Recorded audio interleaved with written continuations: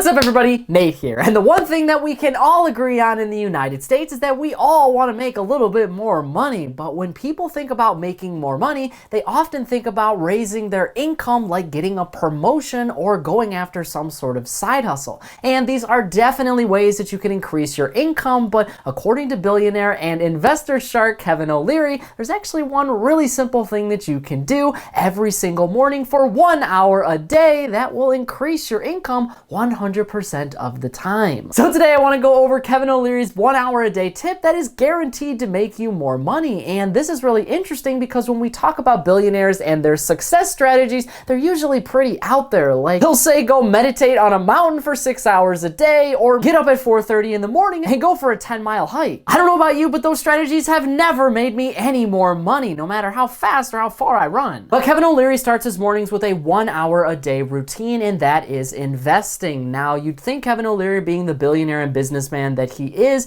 it would be something like investing in a stock or real estate or some type of bond or cryptocurrency, but Kevin O'Leary actually invests in research and time and information. Kevin O'Leary is actually taking the time to learn about global events and what is happening in the world with other businesses and other markets every single morning. Kevin O'Leary says, quote, "You have to invest in information. If you make decisions without relevant information, I guarantee you will lose 100% of the time." Now, what Kevin O'Leary is basically saying here is that you have to keep yourself educated in order to make really solid decisions with your money, because if you don't, then you might end up running into some problems later on down the road that you could have foreseen if you had just educated yourself. Like we talk a lot about on this channel about the Federal Reserve and the jobs market, and the big thing that we try to answer is the why as to what exactly is going on. By doing that, you can put yourself in a lot better of a situation to actually make better decisions with your money, with your business, and just everything else in your life. And I think that that is really important, because without education and without knowing all of the facts, then how can you really do anything? I mean, going blindly into a decision, especially when it comes to your money, is going to put you behind. And right now at the end of 2022 and going into 2023, that is a really, really dangerous precedent to take on, because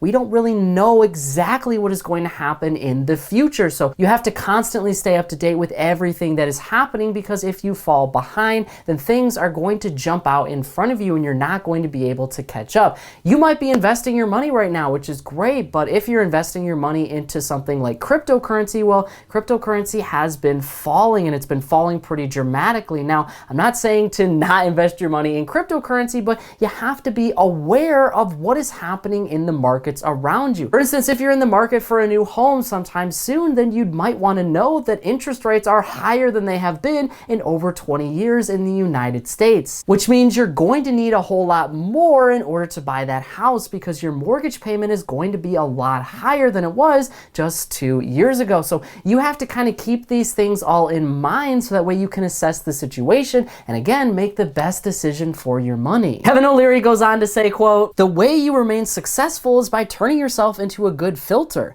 You have to be able to distill between what's real and what isn't." Now, what he's saying here is kind of going off of the idea of like fake news and like trying to figure out what is actual facts and what is distilled information. And what I always say is that the statistics and the numbers that you read online are your jumping off point. A statistic is only as good as the entire situation around it. So when you look at numbers and kind of figure out what inflation is, or like what the housing numbers are going to look like in the future, you have to kind of take that with a grain of salt, and you have to kind of compare that to what is actually happening with Americans and culture and society and our economy at that particular time. That's going to give you an entire picture of what is really happening in that particular market. And without it, all you have is some numbers, and numbers can lead you astray and lead you in the wrong direction. For example, we have inflation in the United States right now of 8.2%. Now, the Federal Reserve believes that inflation is going to come down in the future, but what you have to understand is that they have been raising their interest rates in order to bring down inflation, and that means that everything else in our economy might start to crash, and we could go into a recession, because that's going to hurt jobs, it's going to hurt business growth, and it's going to hurt Americans' abilities to take on debt, like getting a mortgage or an auto loan. So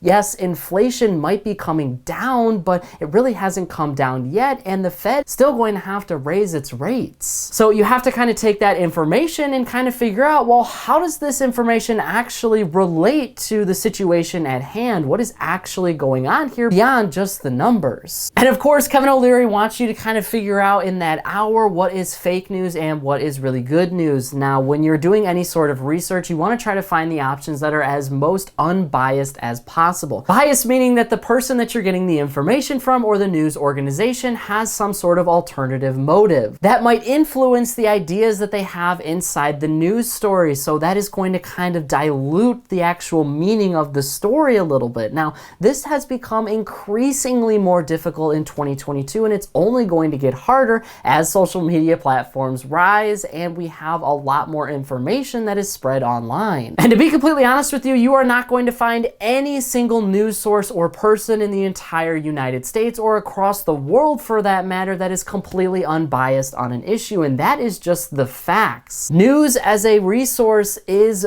biased because you got to think about it. They actually choose particular stories to cover every single day, and that means they're choosing to tell you about certain things and not about others, and that is an implicit bias right off the bat. And then the information within that article can be phrased and sort of presented in a way that can be in a positive or a negative light. So you have to kind of be careful about the wording and the verbiage of each individual article as well. That will give you a much better picture of what is actually going on in the situation, because you don't want to be getting information that could be incorrect or might have that bias that is going to steer you in the wrong direction. You want to have the most up-to-date and unbiased information as possible. That way you can again make the best decisions with your money. Kevin O'Leary says to quote, avoid articles with ridiculous and outrageous headlines. And that is something that is very easy to do. You can basically spot any sort of clickbait on the internet today, and that is basically something that is going to draw you in because it's got a ridiculous headline, but it's also something that you have to be very careful about. Drawing you in is kind of like that explosive factor, right? It's really good for entertainment, but it's not really good for actually just giving you the news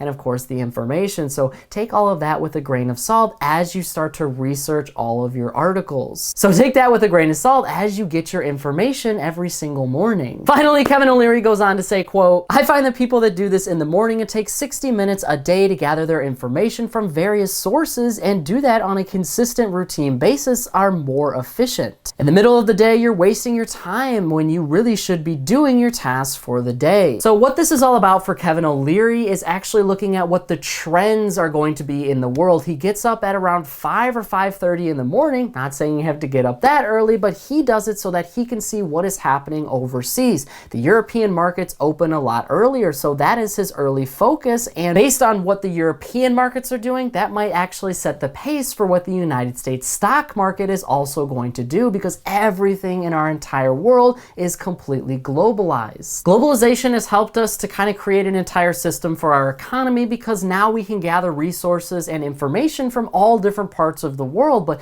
it also means that your money and everything when it comes to your job and your education is interconnected too. So when you're making decisions for your investments or your retirement or your job or your future, you have to kind of look at the entire picture, because one domino falling in one market might eventually hit you down the road. And the other big thing is just doing this in the morning, because if you take the time to do this later on in the day, that can just be distracting, and it can be really distracting because now everything is sort of happening all at once. If you check the trends at the beginning of the day, now you're able to kind of see what things could look like later, and you can always check back at the beginning of the next day. But the key takeaways from Kevin O'Leary here are simple. You want to kind of look at the news at the beginning of the day, and you want to do more than just look at the news. Look at peer-reviewed articles and try to figure out as much information on one particular topic as you can. That is going to help influence your money-making decisions, and it's going to help you kind of better your future because you know exactly what is going on.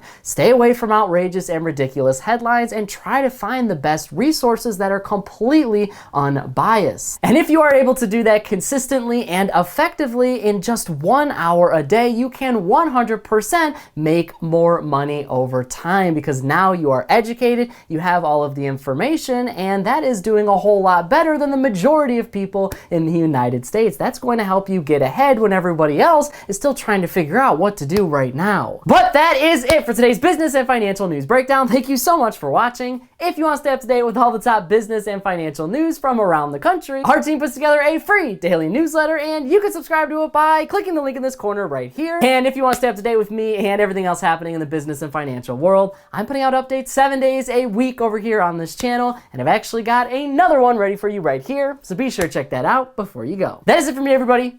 Be kind out there, and I'll see you all in the next one.